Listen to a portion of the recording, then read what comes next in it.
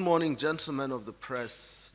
We've just concluded a sitting, an emergency meeting of the National Security Council, which was held at the behest of Mr. President. We've just concluded the meeting, and the meeting basically was to discuss recent happenings within the FCT and certain declarations and alerts coming from various quarters, insinuating growing insecurity and threat to security within the FCT and environs.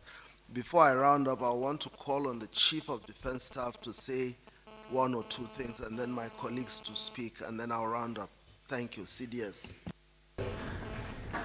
Just to also indicate that, as mentioned by the National Security Advisor, to use the opportunity to assure Nigerians that the armed forces, the police, and other security agencies are working around the clock to ensure that lives and properties of Nigerians are protected.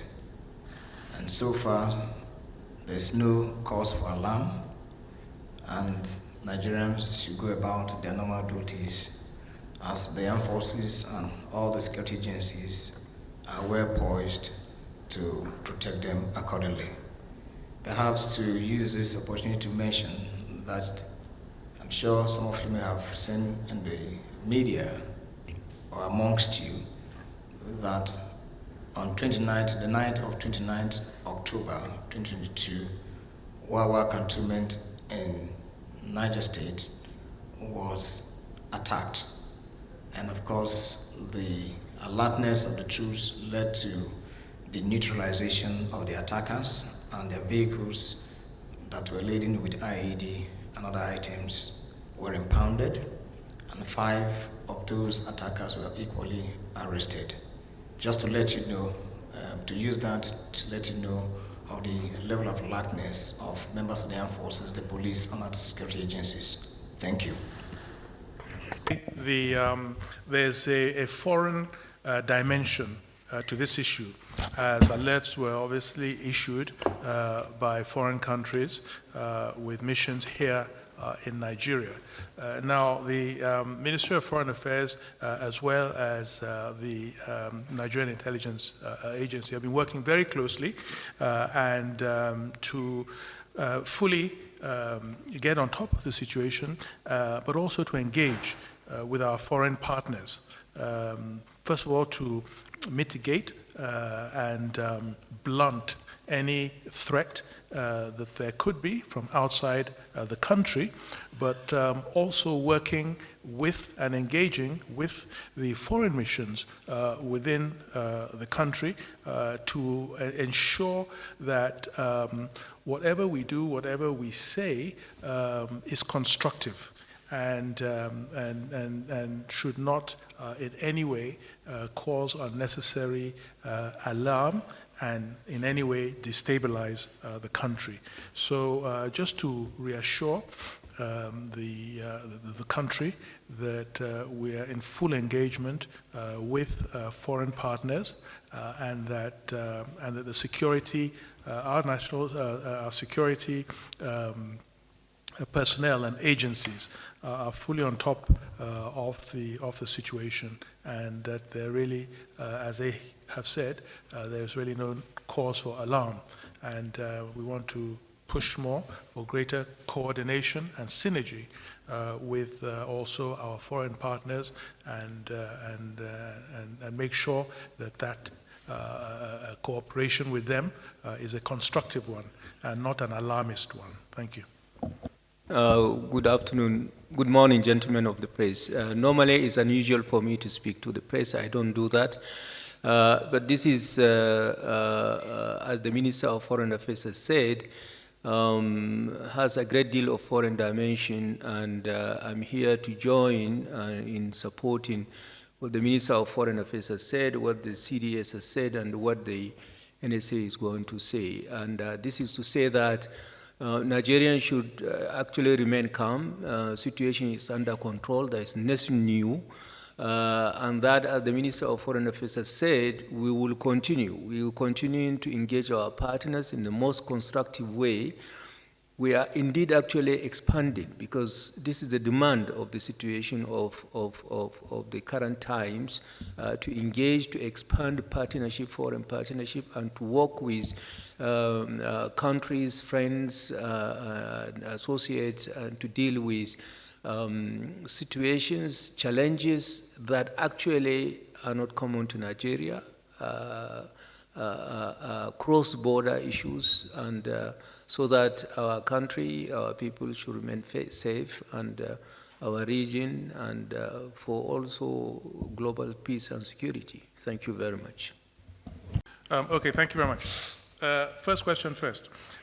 Is it the norm for the U.S. to make such a pronouncement? Now, we engaged the U.S. on this, and their response was that they are obliged to put out those kinds of statements, normally travel advisories, but in this case it was an alert, but they said that they are obliged to for their citizens, and that the advice, the alert was really for their citizens, that they do it around the world. As you know, they did it also in South Africa in this particular case. But of course, we are used to US travel alerts, travel advisories, as the DJ NIA drew that distinction between the two. And so they said for them it's a constitutional obligation. So that's their position. And of course, on our side, coming to the next question from Arise about coordination and how. But this also, I think, answers the first question and the second question.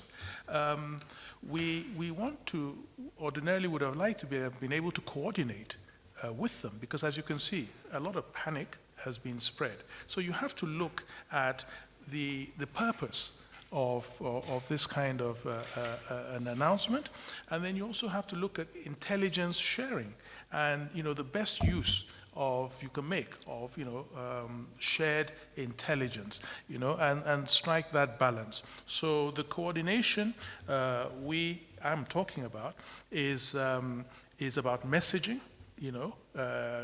how you get the message across, the narratives that we put out there, and also while at the same time, reassuring, other foreign missions and so forth of the steps that are being taken by our security services and so forth. So in other words, the coordination we look at it as we should all be on the same side. These are our partners. We should all be working together to address common threats and common challenges, and to do that effectively.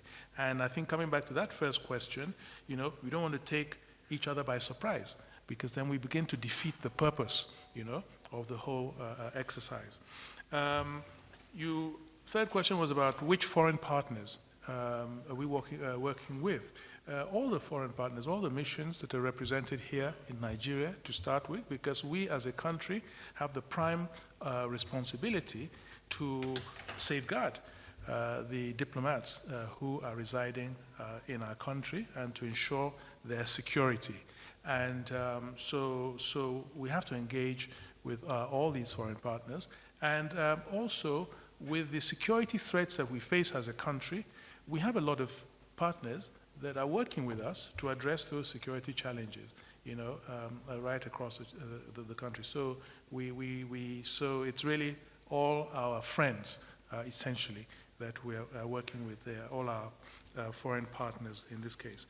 On the issue of British Airways, my understanding actually is that those flights were not because of the alerts, or that particular flight was not diverted to Lagos or cancelled because of the alert, but it had been done before, and a lot of it has to do with, as you know, the ongoing issue with foreign airlines. So it's in that context, and not in the context of security alert, to my knowledge, and I understand this is the case. And of course, then the fifth question was what kind of cooperation are we talking about with the US? As you know, the US is a partner in the fight against terrorism, and so our cooperation with the US is very comprehensive, and very cross-cutting, So there's all kinds of cooperation. It really is comprehensive, our cooperation with the U.S. and it's it's a cooperation that we value and that we will and that we should continue to promote. And what engagement is it specifically? I think I've sort of answered that as well. The level of our engagement is across the board. Right up from sharing intelligence, we engage on that, and the emphasis that we should put in different areas. And but ultimately, as I said, it's also important not to create panic within the country, as I mentioned earlier. That is the messaging, and so for us to work together, not to defeat the purpose of what we're trying to achieve, which is full security in our country, and for all of us to work towards that with our partners and with ourselves, and not to work at cross purposes. And of course, creating panic in our country will have all kinds of multiplier effects, and especially if we feel that the intelligence does not also warrant that. So this is it. Thank you. Clarification on the arrests that I referred to. Yes, arrests have been made. You must remember that Nigeria has been engaged in an asymmetric conflict for quite a number of years. And the arrests I'm talking about are not necessarily in relation to the alerts that were issued by the U.S. Embassy. These are in relation basically to ongoing operations being conducted by the Nigerian Armed Forces, intelligence and security agencies. Now, I mentioned that just to allay fears that these people, these organizations have continuously been on their toes.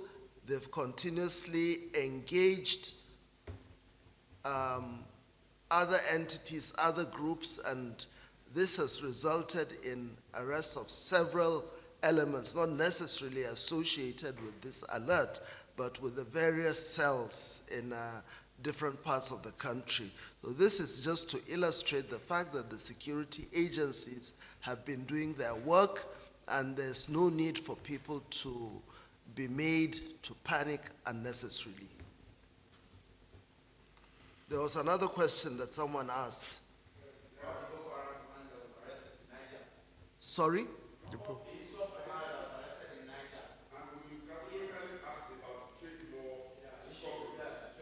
Yes, but you don't expect me to divulge some of this information because these are ongoing investigations. People are being exploited, in relation to the ongoing operations. Well, I don't know what the IG said, but I'm just telling you what I know as the National Security Advisor. The intelligence agencies, the defense and security law enforcement agencies have continuously made arrests. And it's not just a matter of the last 2 weeks or 3 weeks or 2 months. For the last couple of years, they've been engaging these entities, and they've been using every opportunity to get as accurate a picture of the security situation as possible. So, first, don't you think Nigerians would want to know, since this alert was raised, you are saying now that citizens should be calm, they shouldn't worry about that. Yemi, Duro, wait. Yemi, the alert was targeted at the citizens of the United States residing in Nigeria in Abuja, not at the larger Nigerian society. Now, if that thing has cascaded to give a different impression, coloration, there's nothing anybody can do. The damage, whether it is intended or unintended, the damage has been done. People's minds have been, attuned to a state of insecurity, which is quite bad, There's nothing we can do if the U.S. Embassy has gone out to give an advisory to its citizens and it has also affected other people. But what I want you to know is that the advisory was issued to their citizens. As far as we are concerned, our own citizens are not in peril. So is it correct to say that this alert issued by the US was a false one as they actually did yesterday? It was a false alert. Why would they issue false alerts to the citizens in Nigeria, in Abuja, as you specified? Also, the reason I asked the question I asked is to be sure whether US got across to Nigeria to share intelligence on what they knew before they went ahead with their We've been sharing intelligence with not just the US, but with other partners. And we've been acting on the intelligence we've been working. Has anything happened so far? No, nothing has happened. But they went ahead to issue this advisory to their people. And of course, the connotations are there. They could have various reasons for doing that. This is the first time it is happening. Come on, it's the first time it is happening. Where also, I don't have that crystal ball to know what is working, the workings of their mind, but the truth is that the alert was for their own citizens. Probably the way in which it was released became complicated at the end of the day. because some people are giving, some people are actually translating this to mean something else. They are to These are conjectures. There's nothing, that is specific. You are right. There will be a lot of interpretations of this alert. It is an unnecessary distraction. As far as we are concerned, the safety, the security of Nigerians is paramount, and as far as we know, there's nothing untoward so far. Nigerians should be allowed to go about their legitimate undertakings without being put in a tight spot. The country is safe, Abuja is safe, the security elements are doing the best that they can. That is the most important thing. So one question. Talking about a specific issue here, so that one is a different thing, what the Southeast governors are working on. Exactly. To round up, we just want you to understand the situation. There is no need to, aggravate a situation that is not that dire. Nigerians should please not allow themselves, because at the end of the day, it will disrupt everything, economic, whatever, people going to school and so on and so forth. The important thing is for you to realize that that alert had a different purpose. Thank you.